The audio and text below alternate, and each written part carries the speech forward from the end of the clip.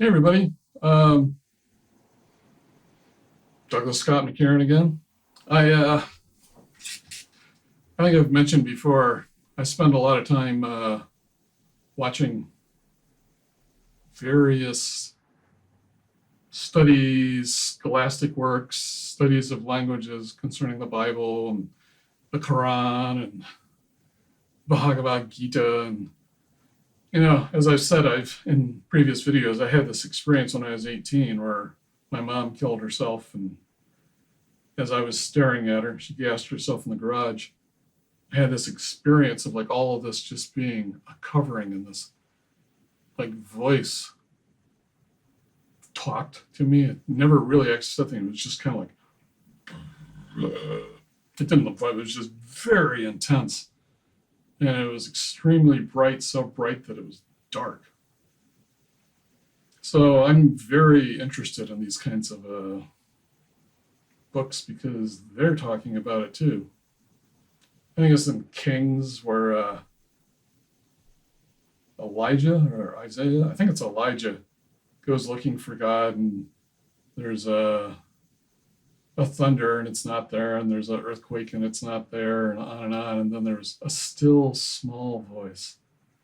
And the first time I read that, I was just like, because, when I had the experience with my mom, I was the son of an atheist West Point officer who, as he said, I'm here to kill, maim, and destroy in the name of the U.S. government. And my mom apparently, when she was a Lutheran, and she caught the minister and the organ lady playing with each other's organs at church, and so she left the church because they were all liars. So I didn't grow up with like a big religious background. So, my mom killed herself when I found her, and there's this non-voice talking to me, and this light so bright you can't see it because it's dark. I didn't have any context to absorb that. I remember, theoretically, if that was God, it seemed to be very much in charge. In my first statement to God was, "What the fuck is this?" But it doesn't seem to have held it against me. It's been back several times in my life. I used to think everybody had it, but I'm discovering that's not true. So I don't know quite what's up with that. Anyway, so one of the things I find interesting, there's a lot of things I find interesting in the Bible, but in the Bible, in my English translation, there's a lot of periods because that's the way English is written. But apparently in Hebrew, there aren't any periods. So, like the opening of it says, in the beginning, God created the heavens and the earth, period. The earth was formless, formless wasteland and darkness, covering over the abyss, while a mighty wind swept over the waters. That's what my Bible says. There are a lot of translations of it. And the weird thing is all of them seem to be true. But there's this pause. And apparently it's not actually supposed to be read that way because there's no period there. It's just this intense, fast, pouring. In the beginning, God created the heavens and the earth, and the earth was without form and without shape. And then the first day, God said, "Let there be light," and there was light. And it just pours fast and intense. So it's kind of like, God was just sitting there going. But then you have this other thing that's kind of interesting is it talks about being formless and without shape. And the question is always, in the beginning, God created the heavens and the earth. But that doesn't mean that's the beginning of everything, because there's this formlessness there. It's kind of like my understanding. I used to take some philosophy classes, and what we call chaos is actually closer to the word is kroos, but chaos means like, a bunch of things shattered and flying. Kroos is just like, it's just kind of, it's like a fog or a smoke floating around. It's just like not formed into anything. And so you could read that passage as God sat there and brought the heavens and earth together, or you had this stuff that had been there floating around forever, and God just decided to go, well, let's make something with this and throw it up there and watch what happens. Well, not quite that way, but it's got to be careful because in English, you've got an English translation going through the editor's opinions. My Bible has about 40 people signed on. They're all from all sorts of various scholastic things, and they argued forever about these words. And it's interesting. I have the first variation of what is this called? The New American Bible. And when you get to the second, third, and fourth versions, they've changed a lot of it. So it's wild because a lot of people sit here and take it like it's written this way, and you have to argue it this way. And yet, one of the problems with putting it in English is, for instance, was God creating out of nothing all of this, or was this amorphous thing and God was creating that into something? Or you also have the created, because there's not really time, past or future in the language. It's more like it's completed. So it doesn't necessarily mean way back then God created heavens and earth. It was just completed, but that doesn't mean it's done.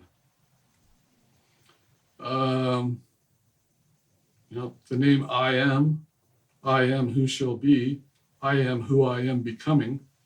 You have all these interpretations, and the thing that's wild, you keep in mind, is that in English you try to figure out, well, which one of those meanings is the one that's apropos here. And one of my religious professors pointed out that it means all of them at the same time. They're God, is on all levels at all times in all things, and it's a be. That's the other thing that's interesting.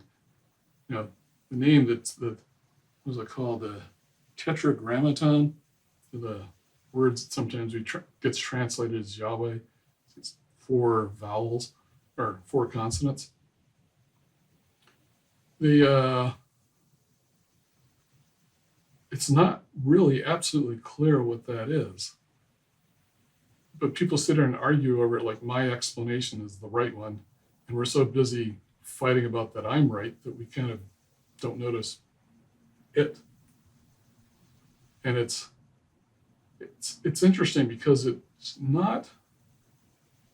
it's like the first person, the verb to be. Like I'm a being. I come out of be. God is be. It's the vibration of everything that's going on here. And that sounds a lot like whatever it was that I bumped into in the garage next to my mom when she killed herself. So I'm like, again, I didn't grow up in a religious family, and I've just kind of had this experience. I now go to church, but I also go to synagogues and things like that because I'm just fascinated with what you're trying to capture something in words that doesn't fit in words, while also, talking about the history of the Jewish nation, Jewish people. But I just find it fascinating. What is it here? So this is Matthew chapter 10. It's right near the end of the Sermon on the Mount. And he says, whoever acknowledges me before men, I will acknowledge before my Father. This is New Testament here, in heaven. Whoever disowns me before men, I will disown before my Father. Do not suppose that my mission on earth is to spread peace. My mission is to spread not peace, but division. The thing that I find, though, is you come down to the end. He who will not take up his cross and come after me is not worthy of me. He who seeks only himself brings himself to ruin, whereas he who brings himself to naught for me, it's kind of small print here and I'm getting old, discovers who he truly is.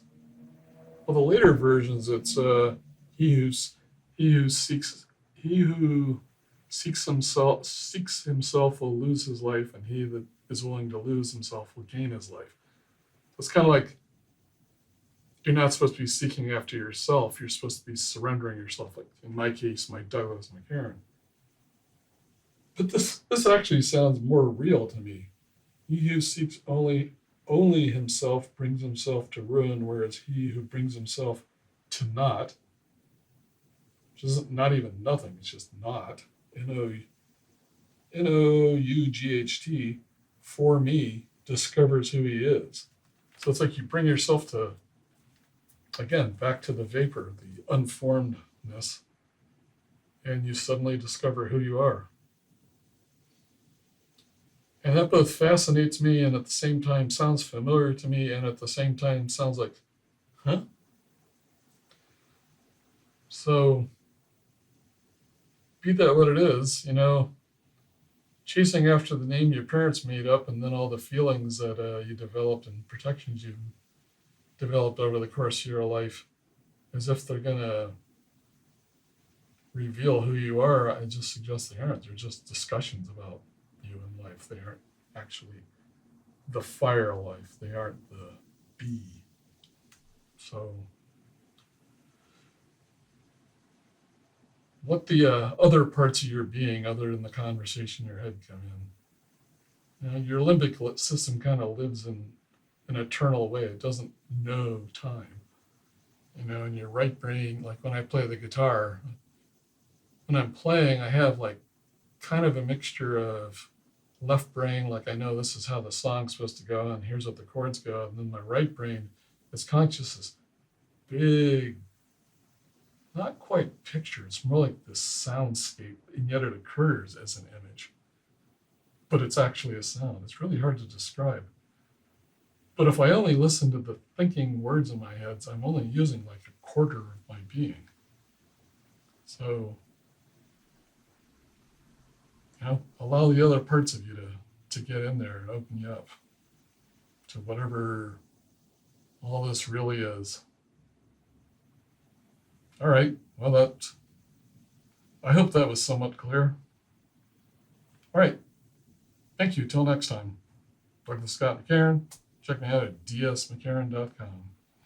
And as I always say, if you want to buy some merch or send some money to help me pay for this $20,000 worth of equipment, I appreciate it. But at the same time, I'm not starving. So if you see someone on the street who looks hungry or thirsty, or somebody who's struggling to keep their kids fed, go help them. All right. Thank you. Till next time.